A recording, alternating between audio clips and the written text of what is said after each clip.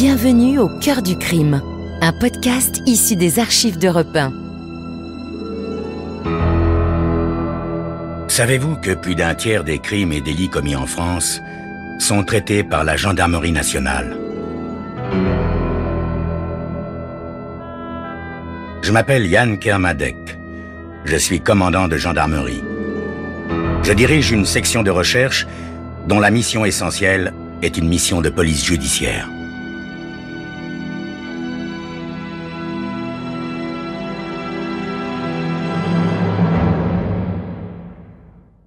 L'histoire que je vais vous raconter est une histoire vraie.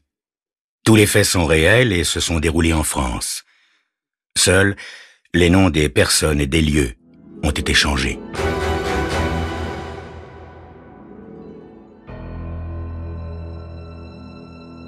Face à l'immense porte en bois sculptée de la Bibliothèque nationale, ma main hésite un instant avant d'actionner le loquet.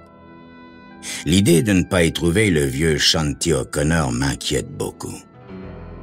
Sacré Shanti. Un vieux sage comme on n'en fait plus. Toutes les fois où j'ai eu un grave problème à résoudre, il a toujours réussi à éclaircir le mystère. C'est ainsi qu'il m'a tiré de grosses épines du pied, non seulement à moi, mais aussi aux renseignements généraux pour lesquels je travaille depuis maintenant 30 ans. Bien sûr, au service, ils ne savent rien de l'aide précieuse qu'il apporte de temps à autre à l'organisation par ses trouvailles de génie. Shanti n'apprécierait guère de voir sa paix troublée. Il a toujours préféré l'ombre à la lumière, ce brave homme. Et du reste, ça m'a permis de recevoir les lauriers qui lui étaient dus. C'est comme ça que j'ai été promu agent central de renseignement tout récemment. Parfois, il m'arrive de me demander comment je ferais sans lui. C'est la raison pour laquelle j'ai un peu peur en entrant dans cette salle de bibliothèque où il travaille depuis 40 ans, d'apprendre sa mort. À 85 ans, tout est possible. Mais non, il est bien là, comme à son habitude, en équilibre précaire sur une échelle en train de lire avec avidité. Ses lèvres remuent au rythme des mots. De temps en temps, il émet des reniflements d'admiration ou d'horreur. Ma voix déchire le silence de mausolée. « Shanti !» Le vieillard tourne vers moi son visage ridé comme une coquille de noix. « Ah, c'est Marcus Lawrence !» Aussitôt, il ajuste ses lunettes. « Oh nom du ciel, qu'est-ce qui t'amène ici, mon petit Marcus ?» Avant que je puisse répondre, le voilà qui dévale l'échelle avec l'agilité d'un gamin dégringolant d'un pommier. « N'aurais-tu pas encore un de tes petits rébus à me soumettre, par hasard ?» demande-t-il en trépignant d'impatience. À mon signe affirmatif de la tête, il m'empoigne la main. « Est-ce qu'il y a un endroit où on pourrait causer ?»« Mais oui, bien sûr, toujours, viens !» Et il me pousse vers son bureau derrière le grand comptoir. « Personne ne nous entendra ici, Marcus. Sois tranquille. » Son bureau est encombré des accessoires coutumiers des bibliothécaires. Index, classeurs, piles de livres, catalogues et brochures d'éditeurs, ciseaux, pots de colle. Je m'assieds sur une chaise et Shanti s'installe aussitôt en face de moi, les mains jointes, les coudes sur la table. « Avez-vous déjà entendu parler d'un chanteur nommé Shaki Wilspear ?» Shanti O'Connor fait une grimace. « Quel affreux anagramme d'un grand nom !»« Ouais, c'est un artiste de réputation internationale, Shanti. Il chante des chansons modernes en s'accompagnant à la guitare. » « Oui, encore de l'anti-musique, je parie. La guitare électrique, les contorsions, la crinière au vent. » J'acquiesce. Shanti a toujours l'art de camper les gens qui lui déplaisent en 2 ou 3 phrases meurtrières. Ce qui me gêne le plus chez ces mâles à cheveux longs, vois-tu, c'est qu'ils ne donnent pas les soins voulus à leurs boucles. Bon, alors, parle-moi de ce hippie. Il y a quelque temps, Shaki donnait un spectacle en Allemagne. Juste après, à 2 heures du matin, nous nous sommes aperçus qu'il est entré en contact avec une personne que nous essayons de joindre depuis des mois. Ah, et qui est cet homme? Vous savez bien qu'il m'est impossible de révéler son nom, Shanti, malgré toute la confiance que j'ai en vous, mais c'est ainsi. Bon, soit, continue, mon petit. Cette personne, je vais l'appeler Ivan, pour plus de commodité. Ce que je peux vous dire à son sujet, en revanche, c'est que c'est un génie en matière de micro. C'est aussi un as de la miniaturisation. Et bien sûr, tu aimerais bien savoir quel nouvel instrument aux propriétés stupéfiantes il a mis au point, n'est-ce pas? Demande Shanti avec sa perspicacité habituelle. Exact, Shanti. Prochainement, nous aurons besoin de semer quelques micros lors de réunions de personnalités importantes. Bon, très bien, mon petit Marcus, mais je ne vois pas encore le rapport avec ce chanteur hippie. Explique-moi. Écoutez bien, Shanti, voilà toute l'affaire.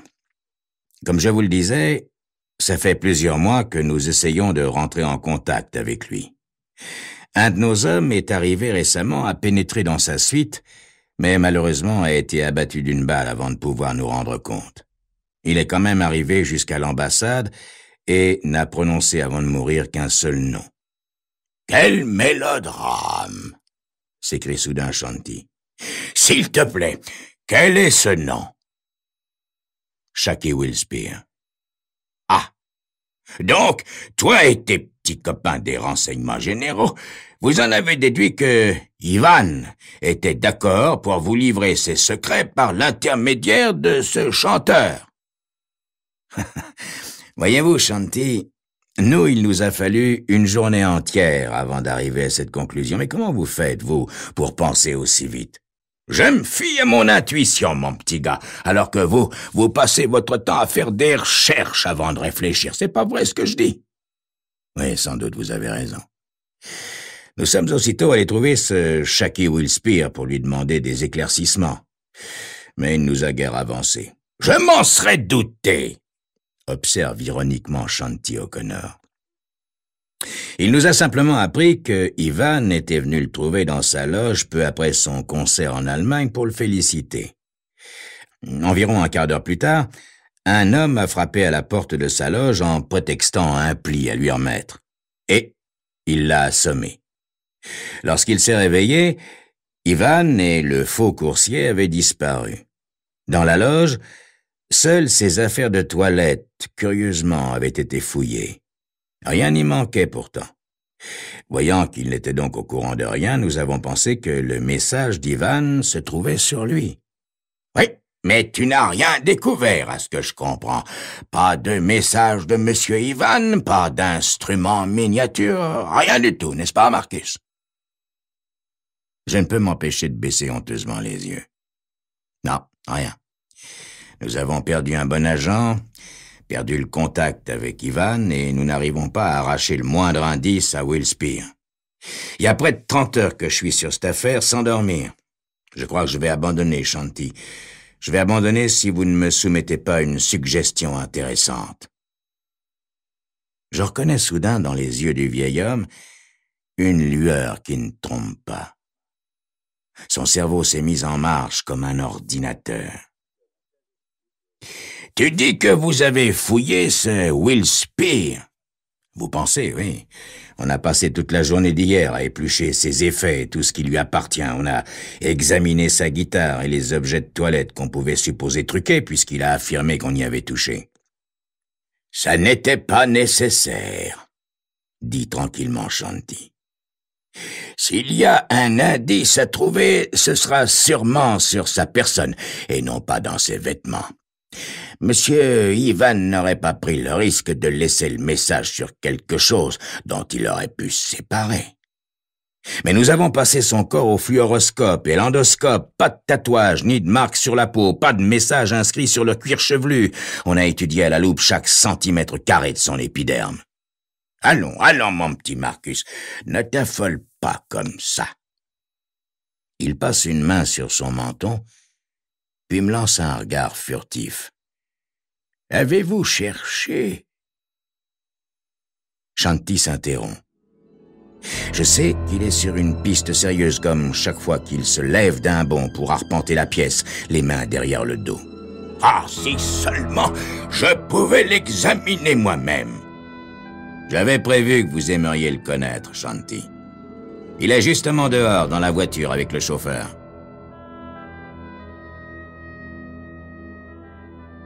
Le vieux Shanti O'Connor semble avoir une idée sur l'affaire. Va-t-elle se révéler aussi géniale que les précédentes? Vous le saurez dans quelques instants.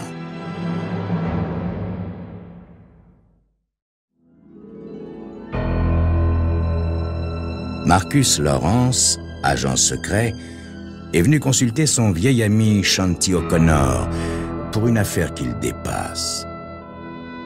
Il s'agit en effet de découvrir sur la personne d'un chanteur nommé Shaki Willspear un message qu'aurait laissé un certain monsieur Ivan à l'intention des renseignements généraux. Le vieux sage va-t-il encore réussir à élucider le mystère? Allons, Marcus, qu'attends-tu, mon petit gars? Va donc chercher ce Shaki Willspear, lance le vieillard les yeux injectés de sang. Tout en redescendant les marches de l'escalier central, je me dis que Shanti devrait faire attention parfois à ne pas se mettre dans des états pareils.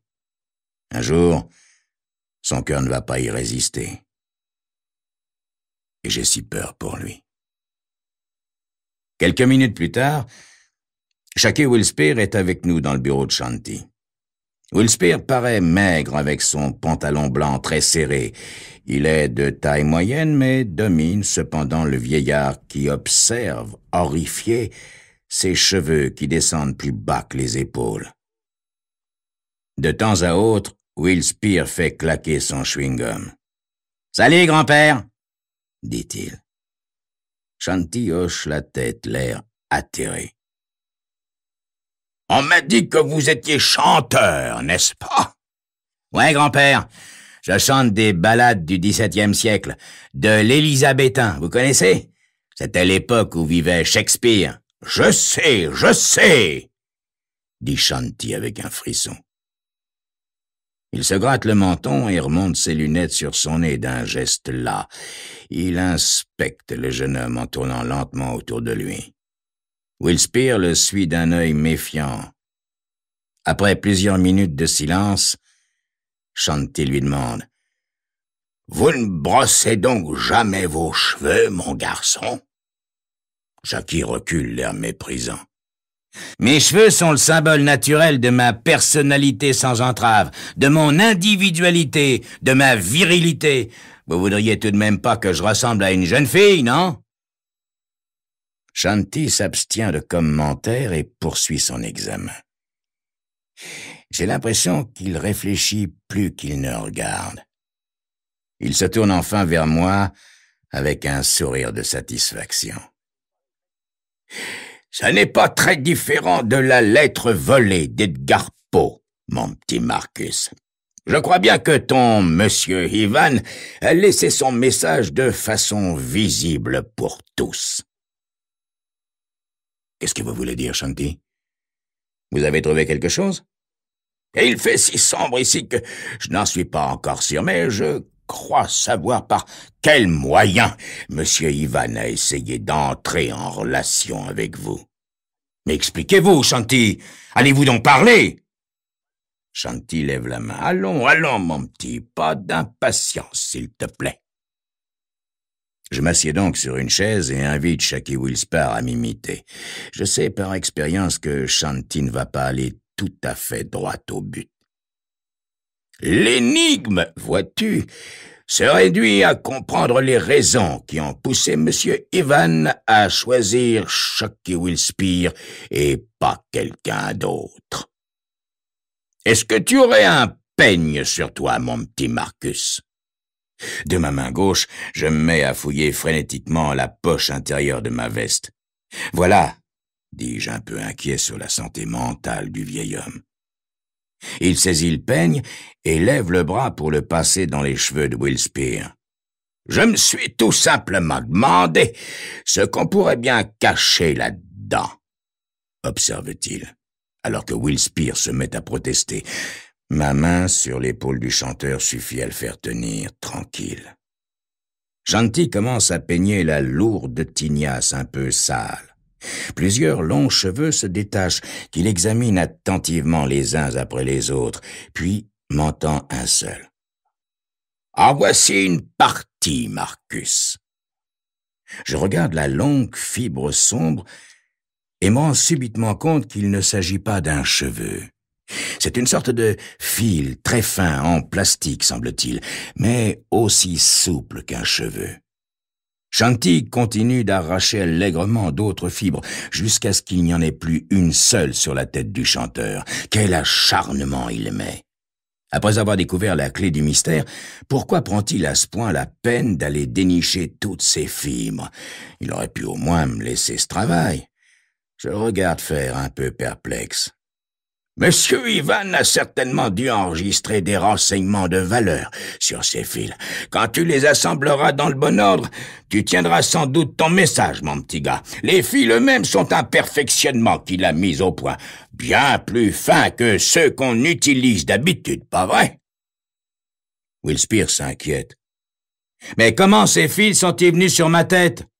Souvenez-vous, jeune homme, lorsque l'homme qui est venu soi-disant vous apporter un pli vous a cogné sur la tête, Monsieur Ivan en a profité pour les placer là. Et si on a fouillé votre nécessaire de toilette, c'était tout simplement pour s'assurer avant que vous ne possédiez pas de peigne ni de brosse à cheveux. Non seulement il vous a choisi parce que vous aviez des cheveux très longs, mais parce qu'il savait pertinemment que vous ne les brossiez ni ne les peigniez jamais. Shanti, quand vous expliquez l'affaire, ça paraît tout simple. Me voici encore votre débiteur, dis-je fasciné. À ton service, mon petit Marcus, mais si je t'ai été de quelque utilité, est-ce que je puis te demander une petite récompense? Là, j'avoue que je reste un peu étonné. Ça ne lui est jamais arrivé de me demander quoi que ce soit en retour. Eh bien, oui, Shanti, que désirez-vous? Shanti jette par-dessus ses lunettes un coup d'œil malicieux à la chevelure de Will Spear. Serais-tu assez aimable de maintenir Monsieur Chucky Will Spear un petit moment pendant que je vais chercher mes ciseaux?